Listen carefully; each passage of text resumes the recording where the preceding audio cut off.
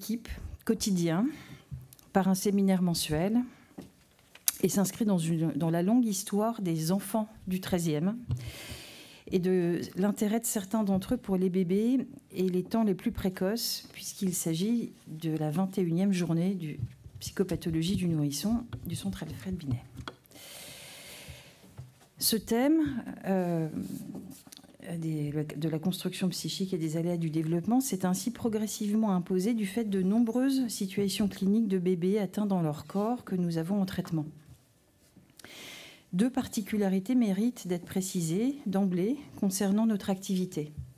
Nous recevons souvent ces bébés très précocement du fait de l'établissement de nos collaborations et surtout nous engageons nos traitements sur de longues durées, aussi longtemps que les enfants et leurs parents trouvent appui sur notre équipe.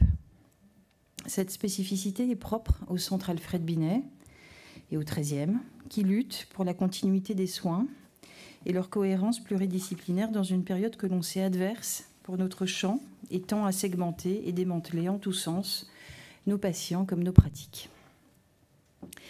Les bébés qui nous occupent aujourd'hui, donc on a des bébés qui ont parfois 12 ans, 18 ans, mais qu'on continue à appeler nos bébés, enfin nos bébés, les patients de l'équipe bébé, je veux dire. C'est-à-dire qu'on ne les passe pas, si je puis dire, les bébés. Enfin, sauf quand eux ont besoin de passer à autre chose. Mais donc, ceux qui nous occupent, parmi tous ces bébés qui nous occupent aujourd'hui, c'est ceux d'aujourd'hui, si je puis dire, souffrent dans leur corps d'une façon qui ne porte parfois pas de nom, en l'état actuel des connaissances, selon la formule consacrée.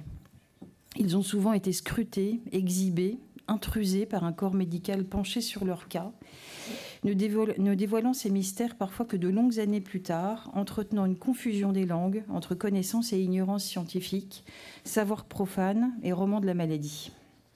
Et c'est ainsi dans ce brouillard averti que nous recevons bébés et parents, avançons ensemble dans nos traitements diversifiés et spécifiques. Les traitements que nous menons s'appuient sur les ressources pluridisciplinaires de notre équipe, dont nous aurons des illustrations au cours de la journée. Ce qui pousse notre conviction à nous mettre en mouvement dans une équipe où la réflexion psychanalytique est commune renvoie aux particularités de la maturation de la vie psychique telle que décrite par Julienne de Ajuria-Guerra. Cette maturation psychique est l'objet du nouage étroitement intriqué de 3 niveaux. Tout d'abord, ce que l'on peut nommer l'équipement propre à chaque bébé qui oriente diversement ses potentialités développementales, génétiques, neurophysiologiques, biologiques, ici, pour ces bébés-là, d'aujourd'hui, entravés. D'autre part, le déploiement de ces potentialités d'équipement afin que les fonctions apparaissent et soient utilisées, comme le décrit fort utilement André Bullinger. Le 3e niveau est celui que l'on pourrait appeler celui du fonctionnement des fonctions. À tout moment pour le bébé, ce sont les potentialités d'équipement, le développement précoce et la façon dont ces fonctions vont émerger particulièrement, mais également la façon dont elles vont être utilisées à un moment ou l'autre pour des raisons internes, pulsionnelles, signifiantes, d'histoire, de contexte, de relation à l'autre, qui vont par moments invalider, internaliser ou charger le fonctionnement de cette fonction. Le champ développemental s'ouvre et se complexifie au questionnement sur la façon dont les fonctions sont investies, pulsionnalisées et prises dans la relation à l'autre, laissant loin derrière toute représentation défectologique de l'être humain. Ces principes ainsi posés à large trait et qui seront repris tout au long de la journée, nous voudrions mettre l'accent sur quelques questions qui se posent spécifiquement dans cette clinique particulière. L'ignorance, comme la connaissance diagnostique du côté de l'équipement qui grève la construction de la vie psychique, a souvent, dans un cas comme dans l'autre, des effets adverses. Ces derniers, ces effets adverses, sont en rapport avec les effets d'attraction du côté du réel, même si celui-ci reste entaché de mystère et de secret, d'une causalité linéaire, d'entrave à la fantasmatisation autour du bébé, à la capacité de rêverie des parents comme des thérapeutes. Les parents de ces bébés malades dans leur développement s'interrogent légitimement beaucoup plus que d'autres sur l'avenir de leur enfant et cette inquiète incertitude s'immisce souvent insidieusement dans la construction des liens précoces, obérant de surcroît tout l'inconnu de ce que l'enfant pourra en faire pour lui-même dans l'aléa de sa construction. Il s'agit bien sûr d'entendre la souffrance narcissique parentale, la déception de ce bébé imparfait, les mouvements de culpabilité et parfois de honte, mais aussi de soutenir l'élaboration parentale, l'actualisation de leur infantile et ses nombreux effets, ses nombreux après-coups, leurs mouvements de désidéalisation nécessaires et finalement propres aux mouvements ordinaires autour de la naissance, même s'ils se soutiennent ici d'une difficile réalité, se trouvent infiltrés de fantasmes autour du monstrueux, où le statut de sujet, voire l'humanité de l'enfant elle-même, se trouve parfois questionnée. Nous n'insisterons pas dans cette introduction sur le poids pour l'ensemble de la famille, le couple, la fratrie de ces situations, mais dont il s'agit bien entendu de tenir compte dans nos actions thérapeutiques. La haine à l'égard de l'objet se trouve invitée plus qu'ailleurs dans les liens précoces, tout comme son envers, contre-investi du côté de la recherche des performances du bébé, au risque que tout se fige dans la réification ou des attitudes surprotectrices. Le sevrage, la marche, réveillant une ambivalence qui ne peut se tempérer, empêche le parent d'accompagner les mouvements d'autonomisation et de curiosité du bébé, tout comme la possibilité de poser des limites structurantes pour la construction de l'enfant. Les parents se trouvent entraînés dans une ritualisation mortifère où se perd tout sens pour eux-mêmes, toute historicisation, toute plongée nostalgique dans leur propre enfance. Les fantasmes originaires se figent ou envahissent le champ, la dynamique de la scène primitive n'opère plus de façon vivante. Ces mouvements ne sont parfois que peu abordables avec certains parents et il nous faudra respecter leur silence, leur répression, leur fonctionnement opératoire parfois, qui leur permet de ne pas s'effondrer, notamment dans des décompensations somatiques ou dépressives. La consultation jouant un rôle, en quelque sorte, d'amortisseur d'émotions haineuses. Des compensations fréquentes lorsque l'enfant se mobilise, trouve des points d'appui, déséquilibrant alors toute une dynamique familiale et propre aux adultes qui l'entourent. D'autres encore, d'autres situations, d'autres parents, y verront la mise en réalité de leur demande de réparation d'un préjudice de blessure ancienne, alors ainsi réveillée.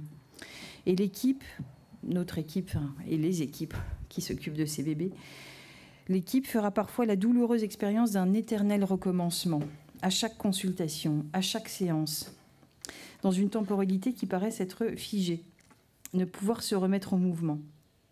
Quoi qu'il en soit, le contre-investissement de la haine, du monstrueux, de l'altérité radicale en passe par un récit de soi, un retour sur l'histoire, au travers des générations qui précèdent parents et enfants. D'autres, enfin, trouveront l'occasion d'entamer un véritable travail psychothérapique qui passe, et nous souhaitons y insister, par la présence active et vivante du bébé dans la séance et la consultation, où s'élaboreront l'émotion oedipienne de rétorsion, les angoisses de castration, actualisées par l'arrivée de cet enfant malade, mal fichu. C'est à la censure fantasmatique de la vie sexuelle de l'adolescence que ses parents se trouvent souvent renvoyés. En donnant vie à ce bébé décevant, monstrueux, il pourrait être assigné à l'enfant ou au bébé d'autrefois, dans une éternité où le temps ne passe plus, annulant la différence des sexes comme des générations. La remise en route du processus de la triangulation oedipienne est probablement là un levier essentiel de nos traitements. Les projections négatives sur l'enfant sont parfois entravantes pour sa construction. Ce bébé peu gratifiant qui tend un miroir dans lequel il est difficile de se reconnaître, qui attaque les assises narcissiques parentales. Oui, c'est ça. Bon, bref, pas d'interprétation. Narcissique, ça y est, parentale. Leur contenance et par là leur lien précoce dans des boucles de retour, pour citer Geneviève Hague, qui ne permettent pas de surmonter la déception et au fond de l'adopter comme étant sien, au risque qu'il reste dans une périphérie d'inquiétante étrangeté et fasse d'autant plus symptômes dans une économie familiale par trop fragilisée. La tyrannie du biologique, les angoisses mortifères trouvent là plus qu'ailleurs une voie de frayage et s'expriment parfois d'une façon qui se fige, d'où l'importance d'accueillir la massivité de ce que cela implique pour les parents, de comprendre leur attente à notre égard, de les soutenir tout en favorisant leur mouvement identificatoire à notre égard, garant d'un authentique travail psychique chez l'enfant comme ses parents. Les thérapeutes sont eux aussi travaillés par ces questions, mettant à l'épreuve leur contre-transfert, leur propre dépressivité. S'interrogeant sur ce qui revient à la maladie, ils se trouvent captés par les fantasmes du biologique dans le matériel des séances, qu'elles soient en orthophonie, en psychomotricité, en thérapie ou pendant les consultations. Un certain clivage fonctionnel est souvent nécessaire, au risque d'être submergé par le désespoir de situations où la guérison n'est pas à l'horizon. La butée de l'organique s'invite alors qu'elle avait pu être un temps refoulée. Une régression survient après des avancées qui avaient donné espoir à tous. Au travers du travail d'équipe, les places de chacun sont essentielles à préciser pour soutenir un travail de différenciation pour l'enfant et ses parents, pour nous-mêmes, je dirais. Ces bébés, entravés dans leur corps, développent souvent des agrippements, une forme d'hypervigilance adhésive, ne peuvent organiser des mouvements de décalage propres à une intériorisation mise en défaut par la fragilisation de leurs enveloppes psychiques. C'est au cours de traitements attentifs, souvent de longue durée, qu'en passer par ces mouvements d'adhésivité aura une valeur organisationnelle, des formes d'imitation en double, chemin vers l'identification, par l'introduction des petites différences, du pareil, pas pareil, selon Geneviève Vague à nouveau. Du côté parental, le risque se situe en tout ou rien, entre des mouvements de collage, en identification projective aux difficultés propres à l'enfant, à des mouvements de lâchage et de rejet.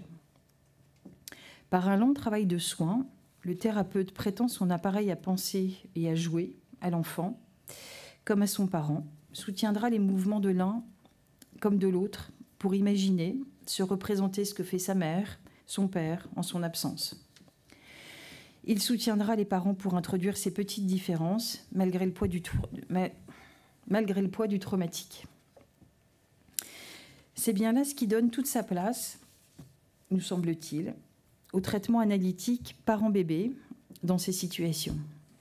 L'enfant, même abîmé dans son corps, doit être soutenu pour se construire dans une dynamique processuelle et pulsionnelle, faite de conflits, de moments régressifs et d'un certain accès à la passivité.